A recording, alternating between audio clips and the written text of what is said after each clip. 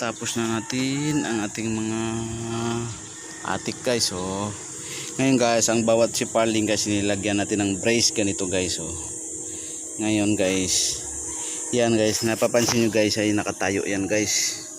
Tinayo natin yan para ang tibay guys. Kaya gaganunin kasi tukod dito guys, tutukod dito. Kahit iganyan mo siya, hindi siya matatanggal dahil nakatukod siya.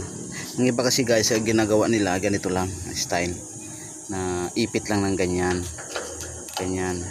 Kung ito ay bumibigay, hindi yupi pa rin. Kaya kailangan guys nakatayo. Talagang ganyan, tukod siya, tukod. Baka ibig sabihin may brace siya. Yan guys, so isa na natin ang pag-welding. Bakit na yun? Ganyan lang guys.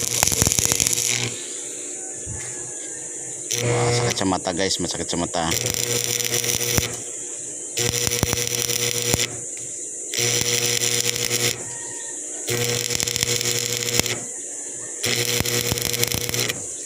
Diba guys? Tapos ito naman sa taas guys, pitik-pitik lang yan kasi si parling ngayon guys, mabubutas kasi siya. Kaya kailangan ng diin mo guys dyan sa may bakal.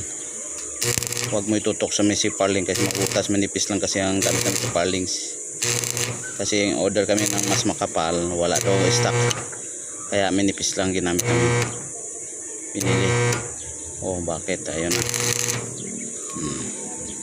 guys, hanggang ganyan lang guys, ganyan lang buhay. Tapos siyempre dito sa kabila din, diba, para matibay siya.